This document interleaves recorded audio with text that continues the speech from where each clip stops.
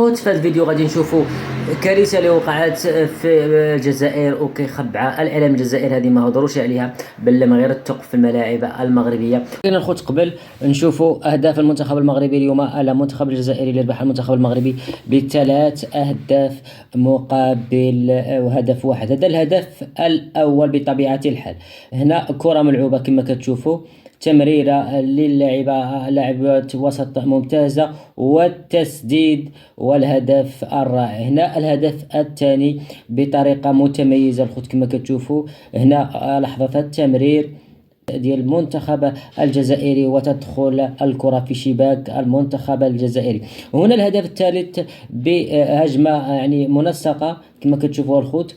هنا التمريرة في وسط الميدان، لاعب كتلعب واحد جوج مع اللاعبة الزميلة ديالها وكيدخلوا، والهدف الثالث كما شفتوا الخوت بهذه الطريقة الرائعة والرائعة جدا. هنا كيفوز المنتخب المغربي على المنتخب الجزائري ب3 أهداف مقابل هدف. وغادي نشوفوا كذلك شنو قال الإعلام المصري على مدى جاهزية المغرب والبنية التحتية القوية ديالهم، وكذلك الحارس الكبير عصام الحضري ومن بعد زيارته للمغرب والمنشآت الرياضية. ونقول لك تبع معايا الفيديو حتى الاخر، ولا كنتي اول مره كتشوف القناه ديالنا والقناه ديالنا والعائله ديالنا الصغيره المتواضعه، تقدر تولي واحد من العائله ديالنا الصغيره المتواضعه. ونعطيكم راي ديالي الشخصي كما غادي كتعرفوا، قناه يعني من اجل رده فعل. نبداو باش نكونوا واضحين. مصر عندها تاريخ في كاس افريقيا.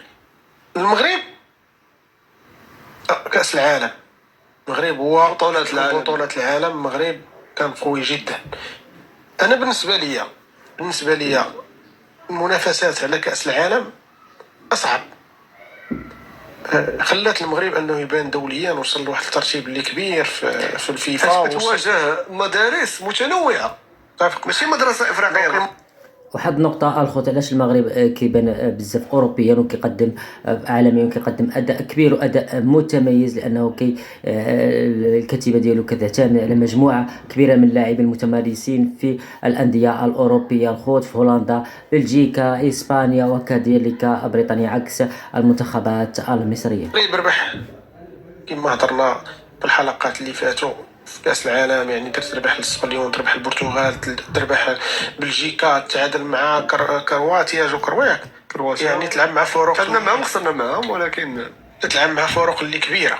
ماشي سهل الخوت تنافس أعتى وأقوى المنتخبات العالمية. وأنتم شفتوا المباراة الشهيرة أمام المنتخب الإسباني، مباراة إسطورية 100%.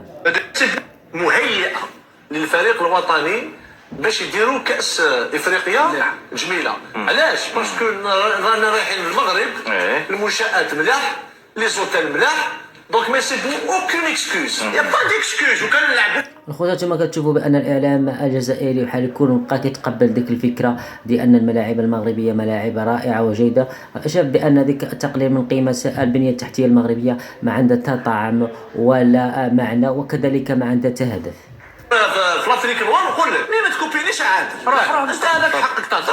انا ما قطعتش عليها، انا غاضني الحال. انا كي نشوف لي زاناليز هذه، انا عن بالي لعبنا مع البرازيل ماشي مع العربيه السعوديه.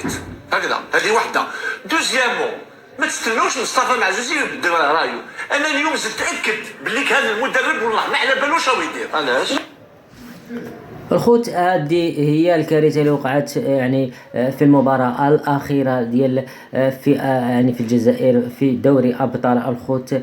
راه بزاف الخوت، شغب لا يضاهى كما كتشوفوا، شغب كبير وكبير جدا، تهريس للكراسي، اصابات بالجمله، يعني عنف بين رجال الامن وكذلك الجمهور الجزائري الخوت. راه بزاف هادشي كامل هما راه ما كيبينوش بالاعلام ديالهم، فقط كيشوفوا ما او يتربصون ما يقع في المغرب وابسط الجزئيات كيخرجوا يهضروا عليها. هادشي هذا ما هضروش عليه الخوت وتجاهلوه تماما في الاعلام ديالهم. شوفوا شنو كيقول عصام الحضري.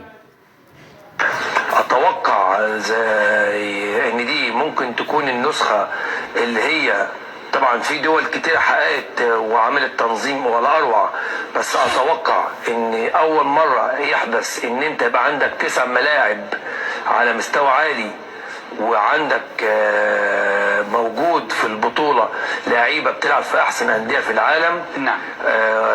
ثانيا إن المغرب بكل الإمكانيات اللي هي متوفرة لها إن هي تطلع وتعمل بطولة استثنائية. بطولة استثنائية إن شاء الله تكون أفضل وأحسن وأقوى بطولة مرت على تاريخ كأس إفريقيا. تكون بطولة استثنائية لن يعيدها التاريخ، ولن تأتي بطولة أفضل منها.